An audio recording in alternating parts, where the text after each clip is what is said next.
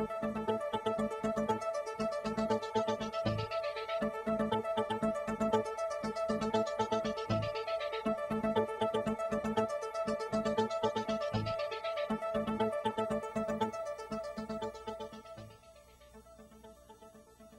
evening. Welcome to another edition of Spotlight Autism. I'm your host, Andrew Baumann.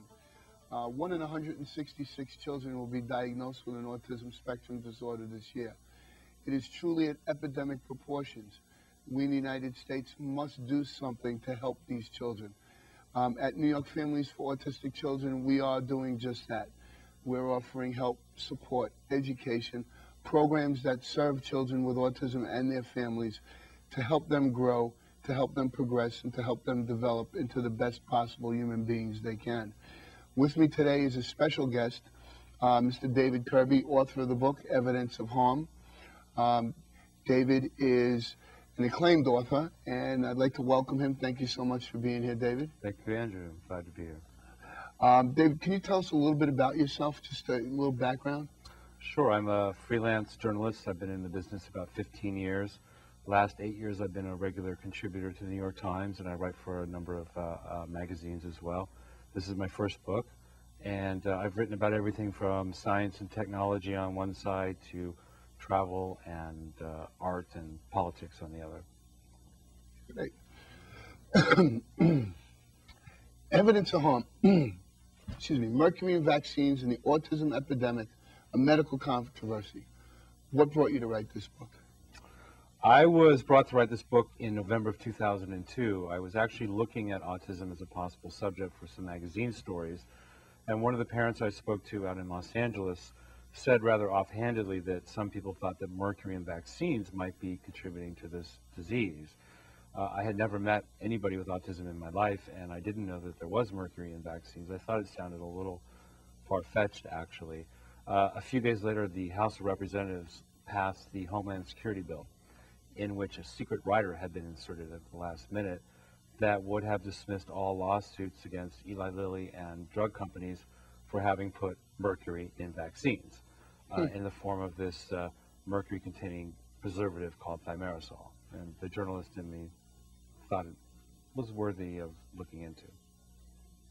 And you looked into it and found A 408-page nonfiction book. Nonfiction powder keg book. Yeah.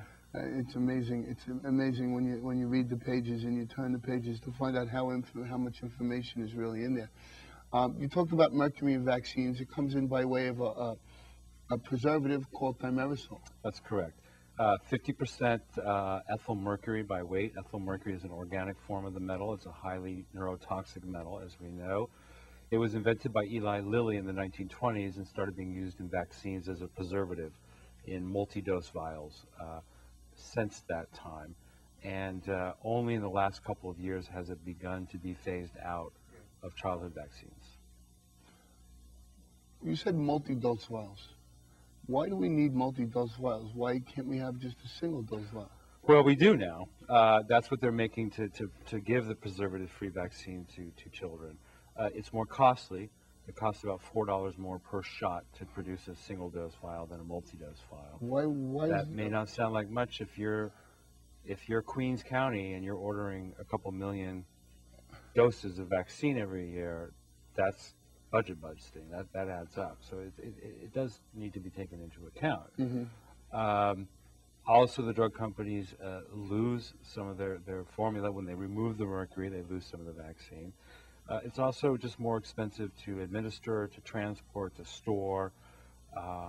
That's why, for example, in third world countries, they have to use multi-dose vials. It's just too cumbersome to ask them to go to single dose and too expensive. I know that many parents and many families that I talk to that believe that thimerosal and mercury is a problem and a possible cause for their children's autism. In my own research, I've found that if you look up in dictionary or in any books that describe mercury poisoning, and you look up at the symptomology of autism, they're virtually identical. Well, they're very similar, and there's lots of overlapping. There's no one form of autism. It expresses itself in many different ways in many different children. There's no one form of mercury poisoning either. It depends on the type of mercury, the amount, the route of exposure, the age and body weight of the person. But yes, they are intriguingly similar. It could be one of the many, many coincidences that may one day, if thimerosal is proven not to be a trigger for autism. But that's what got the core group of parents in my book, Evidence of Harm, that's what got them going. They formed a group called Safe Minds, and the first thing they did was go back through the literature and look at the symptoms of mercury toxicity, compare them with the symptoms of autism, and found out in terms of speech and communication skills and motor coordination and many, many different psycho measurements, very similar traits. And they published a paper called Autism, a Novel Form of Mercury Poisoning, published in a peer-reviewed journal, and that's sort of what got this whole debate started. Okay. You just said that there are several different types of mercury, and to me, mercury is mercury. And what are the different types of mercury? I know that people have told me that thimerosal appears in many other products other than just vaccines. Correct. It does. It's been used in over-the-counter products for many years as well. It's largely been removed from OTC products, although it still remains in some. It's been removed from most childhood vaccines given in this country on the routine schedule. There's still trace amounts left in some shots, and the flu shot still contains, most flu shots still contains the full amount. There are basically 4 different types of mercury that we are exposed to, and it's very important to take into account environmental exposure, because the theory behind what I write about is that this mercury from vaccines was coming on top of prenatal exposure through maternal mercury exposure, through fish, through dental amalgams, through coal-fired power plants. The 4 basic types are elemental mercury, just the pure form of the metal, which is found in thermometers and things like that. If you break a thermometer, or it's also found in amalgams, we're exposed to that through vapors. There is inorganic mercury, which is what comes out of coal-fired power plants, and it also comes out of volcanoes, I just found out. Mercury comes out of volcanoes? Out of volcanoes, that's correct. Wow. That mercury then settles back down through the atmosphere and goes into the water system. It's converted by microorganisms into an organic form of the metal called methyl mercury. There's 2 types of organic mercury: ethyl mercury in vaccines, and methyl mercury, which works its way into seafood. So that's what's found in tuna and swordfish in fairly high amounts. They all have different properties. They're all neurotoxic. They all attack the nervous system and the brain in slightly different ways. But the big debate has been ethyl mercury in vaccines versus methyl mercury in fish, and which is more toxic and which might do more damage. Most scientists believe that methyl mercury is more toxic. There are brand new studies out very recently from the University of Washington that would suggest that in primates at least, the ethyl mercury in vaccines, once it crosses into the brain, will convert to inorganic mercury, and inorganic mercury will become trapped in the brain, and the vaccine mercury converts much more rapidly than the mercury in fish. Okay. So we're still trying to determine if exposing children to ethyl mercury at a very young age might disrupt normal brain growth patterns. One of the things that I remember is I remember doing a hearing with Beth Clay and Congressman Dan Burton a number of years ago, and Dan Burton is a huge proponent against thimerosal, and even at this hearing, he showed a video, I think it was out of Calgary, about when you introduce mercury into a cell and how that cell just shriveled up. In your book, you say we have a medical controversy, and you talk a lot about this controversy. Can you explain a little bit about why, like on one side they say yes, on the other side they say no? Sure. What it really boils down to is a war, if you will, a battle between parents and some researchers and politicians who do believe very much in this theory, and government officials, the pharmaceutical industry, the public health agencies who do not, and who would conceivably be responsible if this indeed had happened. I was at the Institute of Medicine meeting last February of 2004, In May of 2004, that institute issued a report saying they'd looked at all the evidence and they refuted any link between thimerosal and autism. At that meeting, the evidence to refute the theory was all epidemiology, large population studies, computer-based, looking at data, not really looking at the kids at all, just looking at computerized data. There were 5 large studies in their final version, in their final published form. None of them showed much of a link at all between thimerosal and autism. On the other side, supporting the parents and their researchers, was biological evidence, toxicology, clinical research, looking at the kids themselves, animal models, test tube models. And that evidence would suggest a link. Each side criticizes the other side's work. Both types of science are subject to misinterpretation or manipulation, as some people would charge, or just bad science. But we have 2 different stories here. And we're really trying to get to the bottom of it. I think the biological evidence is very compelling. We can talk about some of that. We can talk about the epidemiology and what that showed as well. Okay, let's just hold on for a minute. I want to take a call. Sure. Let's take a call from Vicky. Hi, Vicky. Hi, Andrew. Hi, David. Hi. David, first of all, I would like to thank you very much for putting out this book. Can't hear Vicky. My son is 8.5 years old, diagnosed autistic. I strongly believe he is mercury poisoned. And we have a case that sits in a law firm for 2 years now. And I'm wondering if you think that any of these cases will ever get to court. For me? Oh, yeah. Boy, the law is as complicated as the science is. In fact, in writing the book, I found it to be more so. Many cases that have been filed in what's called the vaccine court, the federal vaccine injury compensation program. That's supposed to be non-adversarial, sort of like workers' comp. You file a claim, you show your documentation, you prove you're injured, you get an award. It doesn't work that way. It's far more adversarial than that. And most, it has a statute of limitation of 3 years. So if your child was injured more than 3 years ago, you are not eligible to file in that program. That leaves your only other option to file a private lawsuit in civil court, in state or federal court. And it's been exceedingly difficult to do that. Part of the reason is because of the Homeland Security bill. When they passed that rider basically dismissed all civil suits and sent them into the vaccine court. Right, into the vaccine but court. Of course, most people were outside the statute of limitations and were left in the lurch. All of those cases in civil court now are sort of pending. They're in this limbo. A very small number of them have begun to proceed. Some of them have been dismissed for various reasons. At least the part against Eli Lilly has been dismissed because Eli Lilly claims it no longer makes thimerosal, which is true.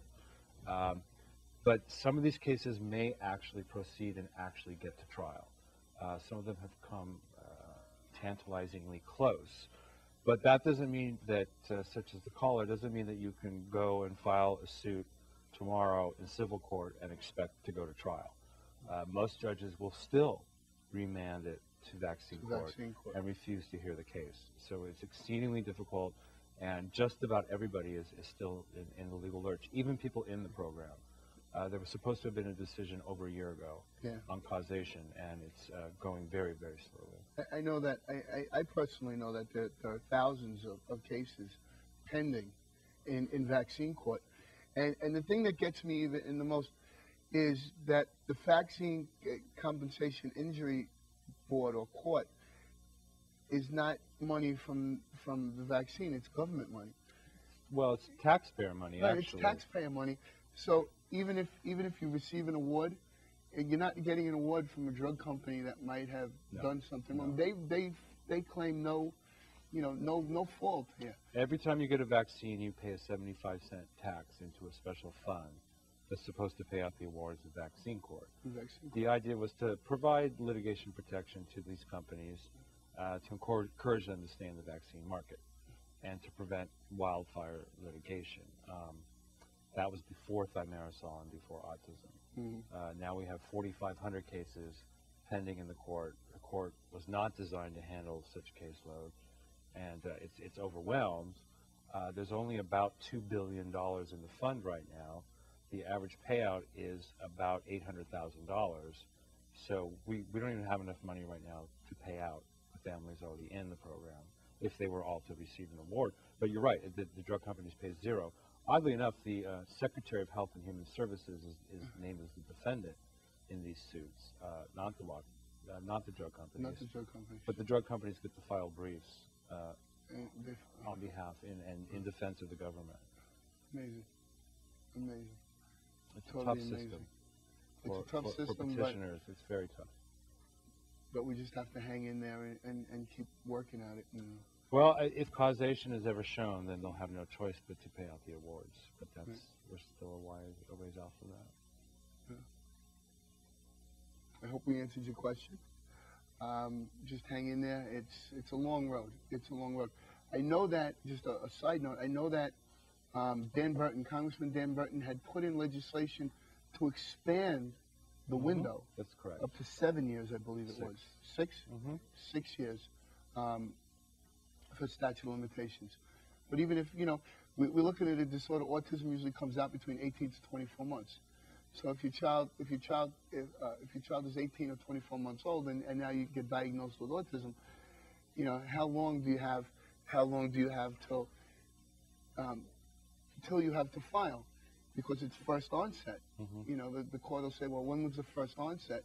Well, I saw it at 18 months by the time you get the briefs filed and everything.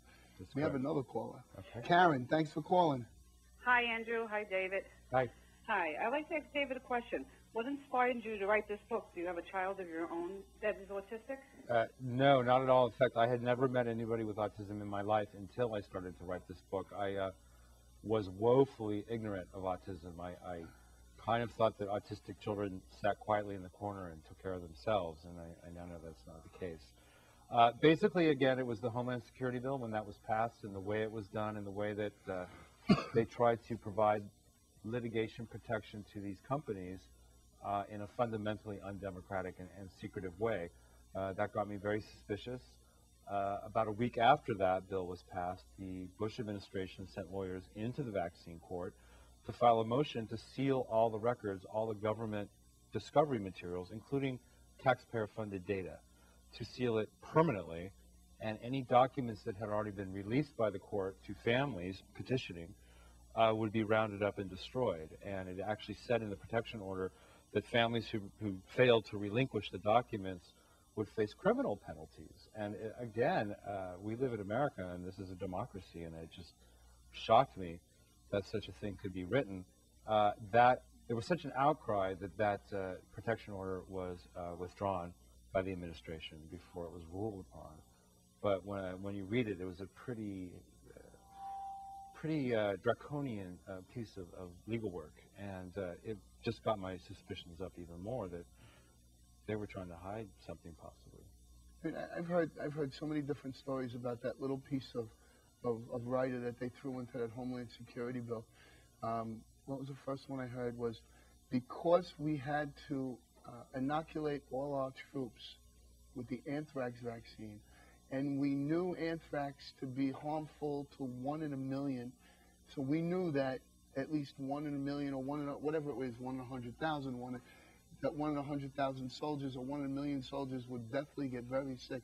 They wanted to indemnify the vaccine makers because it was by government request, because of this terrorist thing, that it wasn't meant to right. be a thimerosal thing. It has nothing to do with thimerosal, and there is no thimerosal in anthrax. I actually agree with that. If companies are called upon to make bioterror vaccines, smallpox, anthrax, etc., and we know that a small percentage of people are going to be injured by that vaccine, there should be a program, and they should be immune from liability. I think that's fine. This is a different era we're in, and we're talking about national security. Correct.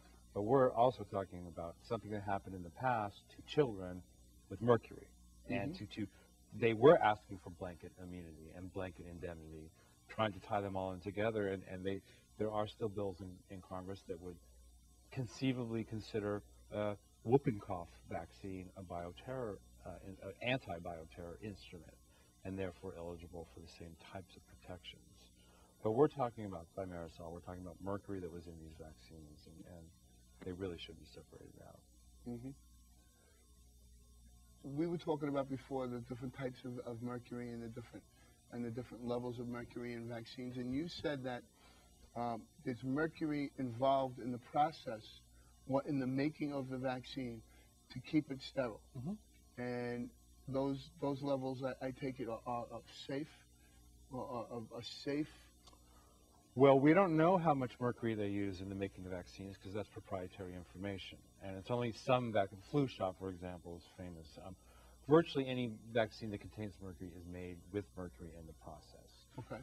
It's my understanding, and again, these are company secrets, but it's my understanding that at the end of the line, they add thimerosal into these large batches, they're barrels essentially, a certain percentage, to essentially wash the solution in case any bacteria got into the mix in the production line, to essentially stabilize and sterilize the solution.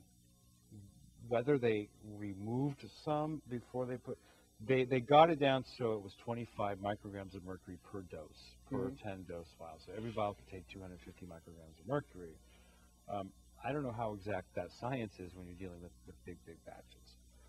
Nowadays, they remove as much as they can for the pediatric version. Some of it is very tightly bound with the vaccine protein, the antigens, and they just can't remove it. So we're down to about 0.5 micrograms per dose in the mercury-free or reduced trace amount mercury. But they use it but I'd like to say also last year with the flu shot that was pulled off the shelf, 45 million doses by Chiron, from that factory in Liverpool. That factory had been cited over and over again by the FDA, by our FDA, for very unsanitary conditions, things dripping from the ceiling, pools of gunk growing on the ground. And so they knew they had a bacterial problem. Mm-hmm. They went ahead and made flu shot. You make flu shots in eggs, and it's notoriously susceptible to contamination.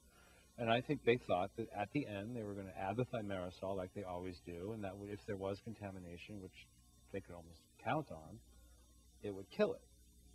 The problem is the bacteria that happened to get into that flu shot was Serratia, and Serratia is famously resistant to mercury. And probably what they did is they washed it once. Some of the Serratia survived. It was extra resistant strain, and that's what they were left with. It contaminated the entire batch, and we lost half of our nation's flu supply, probably because thimerosal failed to do its job. It doesn't kill every type of bacteria. Mm-hmm. When we talk about mercury and we talk about vaccines, and I want to go away from autism for a minute, because there is so much more to this thimerosal piece than just autism, isn't there? Well, theoretically, yes, and there could be. And even the government was looking into connections with ADD, ADHD, and even autism, as you probably know, is a full spectrum from full-blown to PDD to Asperger's. Right. And a lot of people think the spectrum, if this is mercury damage, continues down, if you will, to ADD, ADHD, speech delays, even tics. But if you look at all those ADD, ADHD, OCD, those are all part of the symptomology of autism. Children with autism present with ADHD and hyperactive disorder. I was surprised to find out that children with ADD toe walk sometimes and do other stimming behaviors and sometimes have GI problems, and so it conceivably could be considered a milder form of autism, although I'm not a medical specialist. So well, I mean, what I'm saying is even children with full-blown autism that are diagnosed with autism, part of the symptomology of autism or the list of symptoms that they present with can be hyperactivity, they can have the ADD built into the autism. Just like autism can cohabitate with mental retardation or cohabitate with other disorders. Right. I mean, I have a few blind children that have autism and deaf children that have autism. Autism can cohabitate with everybody, but most often we see hyperactive disorders, anxiety-prone children. They're wound very tightly. Children with autism, they can be set off at any moment. And those all go with ADD and ADHD and OCD. Sometimes they're even very obsessive. And we've also seen those disorders grow in the same amount of years as autism, grow at roughly the same rate. and affect boys at a 4-to-1 ratio. 4-to-1, yeah, 4 times greater than boys. So it stands to reason if this thimerosal is causing autism, it may well be causing these other disorders. Some people take it farther. And not just thimerosal, but total mercury exposure, background mercury, into perhaps Alzheimer's and Parkinson's in older people, perhaps juvenile diabetes, asthma, peanut allergy, I've heard, might all be resulting from not only heavy metal exposure, but metal metabolism imbalances. Mm-hmm. Some people are even doing research into violent criminal behavior related to metal imbalances. So I think it's a whole new field of science and research that's fascinating. How much science and research is actually being done right now? You know, has your book sparked any new interest and sparked any well, let's, you know what, really, let's go out and fund some studies here? And well, I don't know. But there is some stuff going on. And there's, of course, a bill in Congress right now to provide, I think it's, I have to look it up, but I'm going to guess $800 million for autism research into the cause. But the problem with that bill, as it's written right now, is for the first few years, all the money will go into genetics, looking purely at a genetic cause. It's not until 2008 that funding would kick in for toxicology, environmental triggers, things like that, immunology, all the other very important areas of research that need to be looked into. There is private, of course, Safe Minds, who are in my book, they fund and actually are getting some government funds for private research. Some of the researchers in my book, boy, some of them have had NIH funding cut, as a matter of fact, in recent months. But they do manage to get the funding to do at least a minimal amount of research. I know there's now the very first ever clinical trial of chelation therapy, which is the removal of heavy metals, one theoretical treatment for autism. That's being done at the University of Arizona by parents. I believe a wealthy parent anonymously provided the funds for that. So, no, there aren't a lot. And boy, the government is so adamant that mercury and that thimerosal is not the cause and not the trigger of this disease, but I don't see them in a particular mad rush to go fund studies to find out what else it might be. Pesticides, PCBs, flame retardants, jet fuel, some unknown virus. I mean, this harkens back to the days of AIDS. Exactly. And we didn't know. And there were all kinds of wild theories about what was causing it, and it wasn't until we identified the retrovirus that helped with prevention, and that helped develop treatments. You know, you have to know what's causing it before you can definitively treat it. Well, when my son Anthony was diagnosed with autism 8 years ago, it was like 1 in 2,500 children. And in 8 short years, it went from 1 in 2,500 to 1 in 166.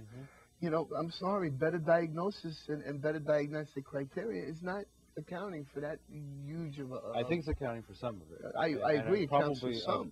Who knows, even half of it, I don't know. I mean, I think it accounts for a great deal, but it doesn't account for all. And if you look at California, which has always tracked full-blown DSM, classic autism, not PDD, not Asperger's, none of the kids in my book would be counted as autistic in California. It's pure. And if anything, the criteria have gotten stricter. And yet, every year, we've seen the numbers go up. So that can't be explained. And there was not a substitution from mental retardation or other diagnoses. A lot of people speculated, well, these kids would have been diagnosed as mentally retarded 10 years ago. That's not the case. That was one of the arguments that we used when we went to the state. We said that if autism is rising and you're saying it's because of better diagnostic criteria, then something else should be going down. Because if what did we diagnose these children with? Well, no, because a lot of people say we were just missing them. No, okay. But how can you miss a kid with autism? It's impossible. Pretty much impossible. But I mean, if we're diagnosing children with mental retardation and emotionally disturbed or learning disabled, and now you're saying because of better diagnostic criteria, we're able to say, yes, this child is not learning disabled, this child has autism, then something should be going down. But yet when you look statistically speaking, the levels of children diagnosed with learning disabilities or emotionally disturbed or mentally retarded remain climbing at a steady rate, while autism is off the charts. So it's got to be something more. It's got to be something else. So, the mercury in vaccines, the pollution, the air, the water, I mean, all of the above. and all of the above. I mean, the 4 different You types of don't know. mercury you just explained to us. Well, there's a new study out of Texas, University of Texas, that showed children in that state, they look county by county, and the closer that these kids live to a coal-fired power plant, the higher their chance of developing autism. That's hugely significant. And in fact, there was one county where the autism rates were really quite high, but there was no coal-fired power plant anywhere nearby. On closer inspection, they found out that that county was home to one of the largest mercury mines in the country. And what they were measuring was mercury in the soil. And it's not hard to conceive how children would be exposed to mercury in the soil. And if there was mining activity, there was mining activity where you lived, I was very surprised to find out there will be mercury in the soil and in the water and in the environment. Well, historically, we look at, I mean, just even, Erin Brockovich and all of those kind of things when they went and they sought out companies that were digging in the wrong places and throwing off the wrong fumes and injuring children. And it happens. it does happen, but there's, my investigations personally about my son's autism has always led me right back to, I have twin boys. And why does one have autism and one doesn't? Everything they did identically, except the vaccine. Because at one point, one child was ill when they presented for the vaccine, and he didn't get it that day. So the only thing different in their lives was the vaccine, and that was the vaccine that had the thimerosal. So one son got it and one son didn't. He was never vaccinated, or no, vaccinated at that later? time. He was vaccinated older. He was vaccinated later, right. He was vaccinated later. Are they identical twins? No, they're fraternal twins. Well, that could also explain, right. Because the theory, again, is some children are born with a genetic variant that prevents them from metabolizing metal that they're exposed to. In other words, they can't excrete it, and it builds up in their systems and it gets into their brain. It's conceivable, but we don't know because the other son was vaccinated later. Yeah. But identical twins, you would expect, and we do see great concordance with identical twins. It's about 80% or so. If one twin is autistic, so is the other one. And that led a lot of people to think, well, this is purely genetic. But of course, what about the other 20%? If they share the same DNA, they should basically have the same congenital disorders. Yeah. But if they're identical twins, they share the same supposedly predisposition to mercury sensitivity. And again, supposedly they would be vaccinated at the same time, although in some cases they're not. Also with twins, sometimes one is much smaller. And oftentimes when there is a discordant twin set, it's just the one that was the lower birth rate who develops autism. And of course they were getting more mercury per kilogram than the bigger kid. Than the bigger kid. If you could, well, not if you could, because you can, talk to the parents that are watching and give the parents some advice in terms of, parents call me up every day, should I vaccinate my child? Should I not? Should I do this? What should I do? What do we tell parents? Thimerosal is gone. It's out. It's completely gone from vaccines now. Do you go into a doctor's office and you say, well, let me see the label, let me read it? Do you ask for single dose vials? Do you ask them to split the MMR and the DPTs and all the ones that they're bulking together? Right. Well, that's a lot of complicated questions, and I'm not a doctor, and obviously I'm very reluctant to provide any kind of, I can't provide advice to parents. I appreciate that. I get asked that a lot. So do I. I do tell people that I am pro-vaccine. I think childhood immunization is extremely important, and if I had children, I would vaccinate them. I would make every reasonable assurance I could to make sure that they were mercury-free vaccines. Flu shot is the most worrisome. There are some pediatric versions that are mercury-free or trace amounts that you can ask your doctor to order. Last year there was only a couple million of them, and that was not nearly enough to go around. But they exist. The other vaccines, like I said, it's all been removed from the routine schedule except for this trace amount, 0.5 micrograms. which is much better than the 25 micrograms that was in there before. Right. There's conceivably some vaccines still on the shelf with an expiration date of 2005 that would contain the full amount.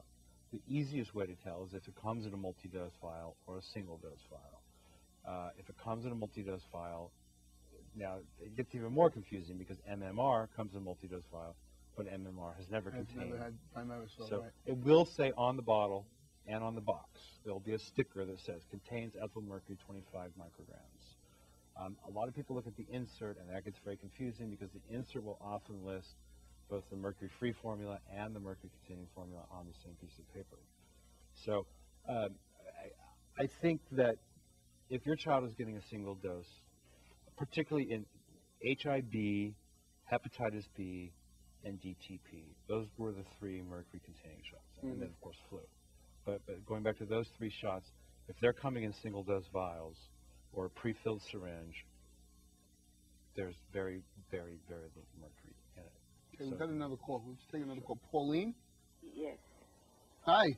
Hi, how are you? Fine, how are you? I'm good. I'm actually looking at you right now. But my question is because, I have been working like in quite a few group homes, and watching this program, I think we should be like, as they call us direct care counselors. I think we should be more educated, working with these people who are called autism, because watching your program, and you were just talking about the twin and like the vaccine, it leads me to find out. I'll ask you distinctly, what is or who is an autism child? Well, that's a great question. You could probably answer that better than I can. What is an autism child? Well, children with autism, to me, I mean, I have a son with autism, and I work with children with autism all the time.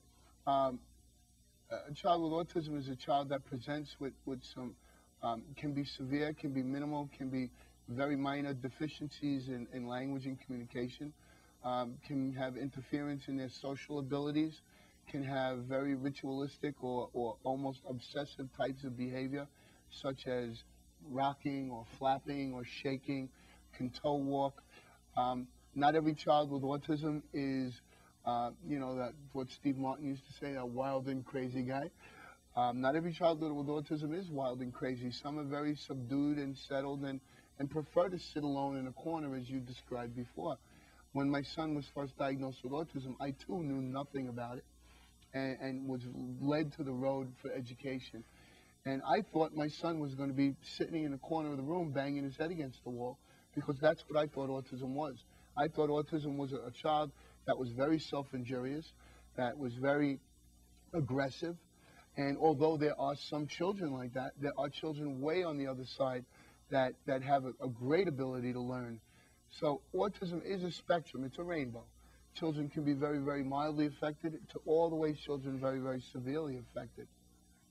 Okay, that's kind of answer my question. Well, my question again is, or I don't know if you'll consider a question, working with different groups and different populations and seeing who they have considered autism. What you have just said to me is that autism can be classified in many groups.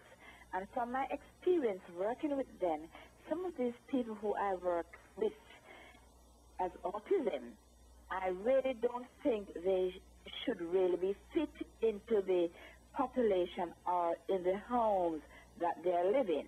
Because, working with them, with other groups who are moderately, severely, you have some who are, they call them group homes, some who are very, very combative. So at the same time, you have a set of them who are capable of learning, understanding, complying with rules. So I'm wondering, if this is a situation that could be looked in until I looked into the homes or the group homes, to differentiate them. Because, as I said, working with different populations, different homes, I sincerely think some of them can be separated and they will have more advantage of the more, going out there, doing more things for themselves. You know what I'm saying? Well, Or do you understand what I'm I saying? believe I think I'm getting the gist of it now. That you're talking about, kind of like developing what we call like an autism rating scale of very severely affected children, as opposed to very mildly affected children, and being able to give the children that are more mildly affected every educational opportunity to grow, while the children that are very severely affected with minimal opportunities because they don't have that much chance or the much ability. Is that kind of what you're saying? Kind of segregate them with each other, or Okay, put them with each other? I'm not trying to say to separate them, but separate them from the functioning and their, like when they go to day program. Because I think, for example, if one who is like combative, very combative, and one who is mildly and understanding, can learn. If you said ABC, he can tell you that it's ABC, 1, 2, 3. Where have you been, my mommy? Yes. Then another one who is not understanding. When you group them together, I just see that the one who can understand, they are just being taught on one level. Like, the one who is severely in that situation. You are there and you are functioning and not being getting hit by the combative one, while the other one just sit there and it's 30 minutes you have to spend with these two children or these two people. Mm-hmm.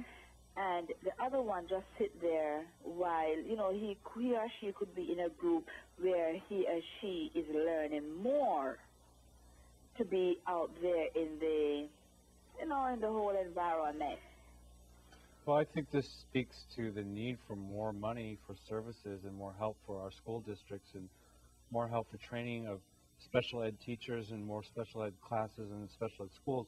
Unfortunately, most parents don't have the luxury of choosing, well, my kid's going to go into this group because these kids are higher functioning. I think you get the hand you're dealt with, and if you're sent into a group situation where there's all kinds of functioning kids, again, unfortunately, parents don't have a lot of choice. If we had better funding and more sophisticated programs, perhaps one day we could try to treat the lower functioning kids together in a group and the higher functioning kids together, although this is not really my area of expertise. No, but you know what, David, you have a very good point. I have seen children with autism from all across the spectrum. And the one thing that I can tell you right out is that every child that I've ever met with autism has the potential to learn, to develop, and to grow. And, they can learn. From the most severely affected child, they can learn. They might not be rocket scientists, they might not be physicians or lawyers, but they have an opportunity to learn, develop, and grow. And what you say is extremely important. We need the funding to teach the teachers, to teach the evaluators, to give them the knowledge that they need to be able to teach these children and to help these children. And no matter what their level of functioning or ability, if we have a child, as Justine said, very combative, we need to teach people how to work with that child. So maybe the child is combative because of a reason. Maybe it's not, whatever it is. Well, if it's mercury, then we can figure out ways to treat that child. Yeah, exactly. And perhaps get some of the mercury out of their system and perhaps improve their clinical well-being, not necessarily cure their autism, but at least remove something that might be contributing to many of these problems so that they can learn, so that they can be calm, so that they don't attack other people. And if, in a way, if we find out that mercury is the cause, that's good news. I mean, that's a huge advance, and that would almost be worth celebrating, unless, of course, you're a drug manufacturer. But and if it's not mercury, that's bad news, because then we're back to square one. But if science, we know that we can get lead out of people. We know that we can get mercury out of people. We know that mercury toxicity can be treated. Permanent brain damage might not be able to be reversed, but if we can make these kids better, they won't be such a burden on the state.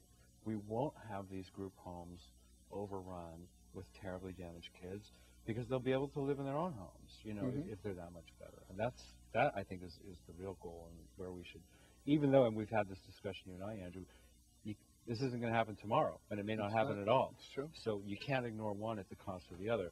But I think we need treatments and science and try to find ways to make these kids better. And at the same time, we absolutely have to provide better services for them, because I know the hell the parents go through just trying to get programs for their kids. It's amazing.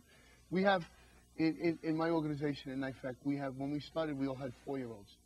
And basically the gist of my organization is even though we have all these children in NIFAC, and we have them from little tiny kids up to adults, a big segment of our children are now turning into adolescents.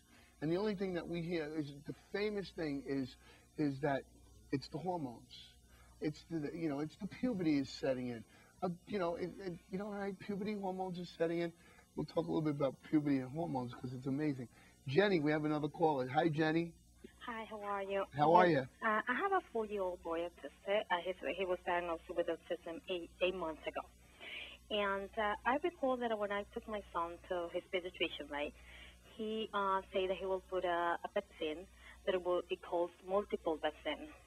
And I asked him, are you sure this one does not have mercury? His pediatrician said no. And, I felt, okay, well, this is fine. He was 2 at that time. When he was 2.5, he started acting, he was acting weird, He was not acting like he used to act when he was 6 months, when he was 1 year old. I have videos, and I could see that my son was so normal at that time. So my question is that if those vaccines are called multiple vaccines, if I have another baby, for example, and they ask me, and they say that my kid needs that vaccine, do you know if it's okay for him to receive this vaccine? I don't know if I explained myself very well. Go ahead. I think so. Again, yes. All vaccines given to children on the routine schedule. Now, there are others like meningitis, tetanus booster, diphtheria, tetanus, that still contain mercury, but those aren't on the routine schedule. Of the shots that children are getting today, the only one, except for the flu shot, DTP, Hib, and hepatitis B contain trace amounts, very, very small amounts of mercury. Other ones, like you're probably thinking of MMR, measles, mumps, rubella, never contain mercury and does not to this day. So I'm not. It sounds like your son was vaccinated 2 years ago. She probably hung up. I think she said her son was vaccinated at 2, and he's 4 now. 2.5. Yeah. By 2.5, he was symptomatic. Right. So if he was vaccinated in 2003, he still could have gotten mercury-containing vaccines, yeah. because these have a shelf life of 3 to 4 years. So depending on when they were manufactured. I know through the efforts of a lot of parents, and I know you talk about parents all through your book, because basically parents are at the root, at the front of every cause. No matter what cause it is, parents champion it, and individuals have to champion it. But I know in New York State, there was a piece of legislation that was championed by a group of parents. I think they call themselves ACHAMP now, and that outlawed or minimized the use of thimerosal in vaccines to mirror the piece of legislation H.R. 1888, 1881, or something like that, in Congress now. The number, it's close, the number. It's 8 something. It's 881, 813, something like that. Sorry, but there's a piece of legislation in Congress that's going to minimize the use of thimerosal to those trace amounts. But what my question is, and I read the bill and I said, this is a great bill. It looks good. And then it starts talking about pregnant women, and that we can still give vaccines that have thimerosal to pregnant women. And if there's an outbreak, then all bets are off. And that's okay. If there's an outbreak and you need to give it, yeah, I would rather have a vaccine to so not to get. But I was a little concerned by that 0.125, I think it was 0.125 micrograms per were being allowed to be given to pregnant women of thimerosal. And 25 micrograms, actually. 25 micrograms. 25 micrograms, right. And in this piece of legislation that they're passing and that's been passed, it takes effect in 2008. Yeah, yeah. The New York bill was considerably watered down, I think it's fair to say. California's passed a bill. Iowa's passed a bill. They were a little more stricter. The bill in Congress is, I think, quite a bit more strict, and does phase it out, but starts right away with children, I believe, pregnant women. If giving mercury to an infant can be harmful, imagine giving mercury to a fetus or to a fetus. Yeah. And we know that mercury in the mother goes right to the fetus. Cord blood is about 70% higher than maternal blood. And we also know that 1 in 6 kids are already born with mercury exposures high enough to cause problems in this country. So injecting a pregnant woman with mercury, we tell them not to eat fish, and yet it's okay to inject mercury directly into them. And again, some people will argue that the mercury in fish is more toxic than the mercury in vaccines, but that doesn't mean that the mercury in vaccines is non-toxic. That's a specious argument. Yeah, right. Different, with the different types of mercury, you know, we talked about the mercury in fish. Cyanide is more toxic than strychnine, right. But you don't want strychnine in your water, and you don't want cyanide in your water. They're both either bad. one. They're both bad, right? In kind of wrapping up, if you could sum your book up in say, this is the idea behind my book, and this is what I wanted to tell people, and this is the story that I wanted to put forth, what would you tell people in a 2-minute or 3-minute excerpt? Mm-hmm. That this is a war, and it's a war of ideas, it's a war of science, that we need the answer. The answer. Does the injection of organic mercury directly into the systems of developing infants lead to neurological disorders in a small subset of kids with a genetic predisposition to not be able to handle mercury? It is a perfectly plausible question, and we need the answer. If the answer is yes, then we need to get mercury out of all vaccines right away, not just childhood vaccines, but vaccines given to adults, vaccines given to our troops going overseas, and vaccines going to children overseas in third world countries that we still ship out of the full amount. If the answer is yes, we need to develop treatments, hard science for chelation therapies, other biomedical interventions that might be able to repair some of the metabolic damage caused by the mercury, to make these kids better so that they can stay at home, so that they don't become wards of the state when they turn 18. And then we need to figure out how to compensate these families. There isn't enough money in Big Pharma to pay for this. This is a huge bill coming due, and we as a society are going to have to sit down and figure out how we're going to pay for it. But these families need help, and if they have been damaged by mercury in a government-mandated program, they deserve compensation. How could you argue with that? So that's if the answer is yes. And if the answer is no, like I said, we're back to square one. And what is it? What is going on? What is happening to our children to cause this? And if it's not mercury, we really need to find out. So we have to get yes or no first, and then we'll deal with the consequences one way or the other. Excuse me. In looking at the 1 in 66 numbers, and in looking at the ever-increasing population of children with autism and the ever-growing population of Alzheimer's and senior disorders, do you speculate, or do you believe, or do you have I mean, we know childhood vaccines and autism, and flu shots and the elderly, because most of the elderly are taking a flu shot. Mm-hmm. Those are the people who are getting flu shots. Well, that's a whole other theory, you know? And it's possible that as you get older, your natural defenses also become depleted. I don't know. It's something that should be looked into. Are older people with Alzheimer's subject to the same type of depletion of these natural defenses against heavy metals that these autistic kids are? It's a great area for research. I think we're going to become, again, more aware in this century of the impact of heavy metals on our life. Lead, everybody knows lead is toxic. You don't want it in your water. Mercury, and others. And I think we're going to find that it has an effect on the immune system, on the nervous system, and that it could be affecting all kinds of problems in our society. In the last 2 minutes of our show, and boy, like an hour flies. It just goes like, I say it every time I do a show. It's how quickly the time flies. In the last 2 minutes of the show, do you have anything to tell parents out there? Do you have any words of wisdom or you know, you are probably the busiest guy I know.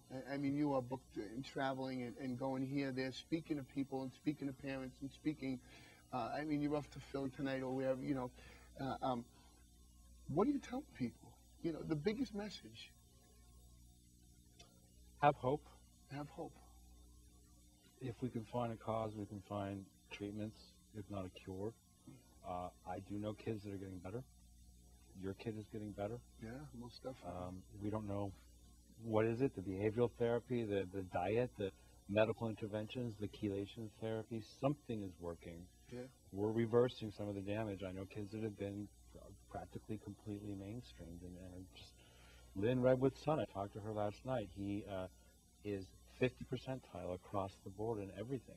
He's a perfectly average, normal kid. And he wasn't 2-3 years ago. So have hope. The day will come when I'm not saying we're going to cure autism in our lifetime. I hope we can and prevent it. But kids are getting better. So I think that's really important. Yeah, help and hope are the two most important things that we try to talk about at Night Fact. But no magic cures. And I don't, you know what, in the 7 years that I'm doing this, I have seen so many magic cures. And I've seen so many magic cures just come and go, and people just jump on and grab on because everybody wants to have hope and they want to find the cure and they want their kids to get better, and rightly so. But we got to do what works. And I do that with people on the show all the time. We talk about what's working for your child. Sure. You know, if it's working for your child, keep doing it. If it's not working, it's not working. You know, if it's not working, you know, I don't say stop doing it, because you never know, it might turn around and work at some point. But if accentuate the positive. If it's working, then you keep going and push it hard. If we find out that mercury is contributing to this, there's going to be a combination of things. It will be behavioral therapy. It will be perhaps chelation therapy, diet, and some of these other biomedical interventions working together with each other. But this is theoretical, and we don't know yet. David Kirby, thank you so much for coming. For New York Families for Autistic Children, Spotlight Autism, thanks for watching. I'm Andrew Baumann, your host. See you next time.